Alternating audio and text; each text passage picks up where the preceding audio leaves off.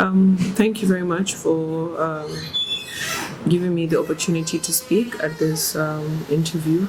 And most importantly, I would like to say that this policy is timely, considering the Federal Ministry of Education as the regulatory body for all private institutions, specifically the basic and secondary institutions in the state government, and in alignment with national policy of the non-state schools in Nigeria. The state government came out, looked at the existing structures in Katsina State and existing private institutions, which are called the private schools in Katsina State. And we figured that there were a lot of things that were not aligning with the national policy. And the Katsina State has been mandated by the Federal Ministry of Education to come back to the state and implement those hanging policies, one of which is the non-state school policy. I'd just like to say that this national policy, number one, was done to improve and align with the national standards. That is one. When I say national standards, it means a lot. It talks about teacher remuneration, teacher capacity. It also speaks about infrastructure and the quality curriculum implementation. So we also have a mandate by the state government to generate revenue in all aspects of private sector, which has been reviewed by the state government. Is a state decision, is a state policy. The entire ecosystem of the revenue generation was passed into law by the Katsina State Assembly. So it's not a ministry thing, it's not a specific thing for private institutions. This cuts across the health sector, it cuts across all taxes that are generated by the state government. So this has to do with also revenue reforms of the state government of Malam Dikko Umar Radda's administration, and also regulation of fees. The state government also has a responsibility to do regulation of fees, controlling the increment of fees, which schools have been doing for years without any regulation. So we are mandated to look into the decisions that are made by private institutions and to bring in some kind of regulation in the regulation. So these are some of the few areas. And also, I didn't touch on the infrastructure. We have a lot of dilapidation that has been found in schools, in private institutions. Not speaking of the public schools, we're speaking of the private schools.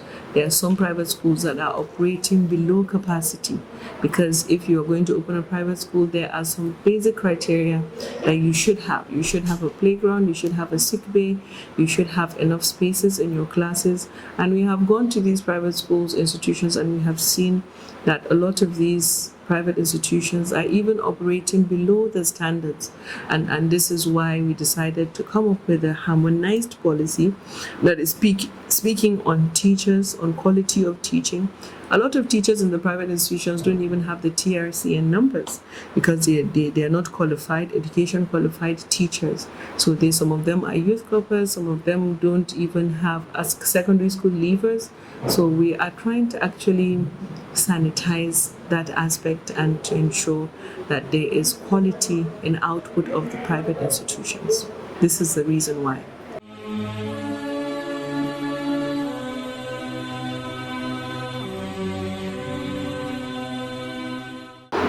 So what we are doing to that regard is not precisely the cancellation, because it is more or less revalidation. So I guess is the acronym or the choice of words. We had called for schools to be re-evaluated, and we told the schools to continue to run. We asked schools to resume on the 1st of September. So if their license were actually cancelled, then I think the schools will not be able to operate. The students will not be able to go back to schools. If your license has been seized totally, all the schools, all the private schools in Katsina will be under lock and key. So I think that is more or less like a word choice, and it has now been recognized as revalidation. So we are revalidating the licenses that were given to these schools. We want to make sure that they meet up to the standards for them to operate. So this is the definition of revalidation, or seizing their licenses, just to make sure that the license initially given to them, they are meeting up to the new standards and policy and the reforms of the education sector of the state government.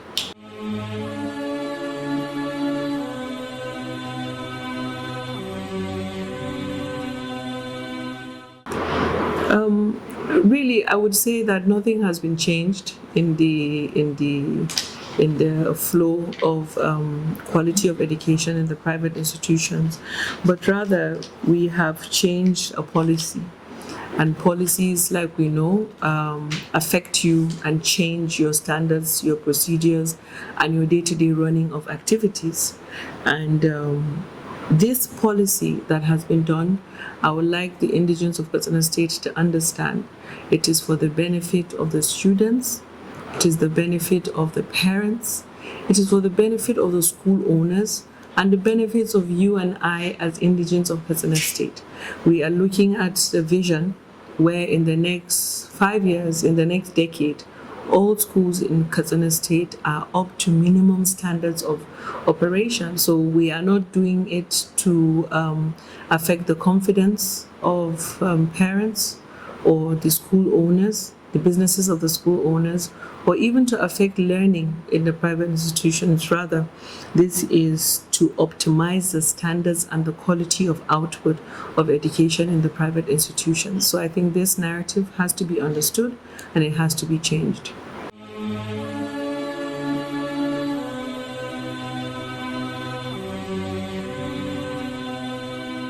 I think the benefits are very glaring, that we want all schools to have infrastructural standards. We need all schools to have healthcare, for private schools to have adequate provision for healthcare in their institutions. We want all schools in Katsina State to have teachers with standards. We want all teachers to have NCE, minimum NCE qualification, NCE criteria. We want all schools to be safe for children to learn. We want all schools to be free from bullying, gender-based violence.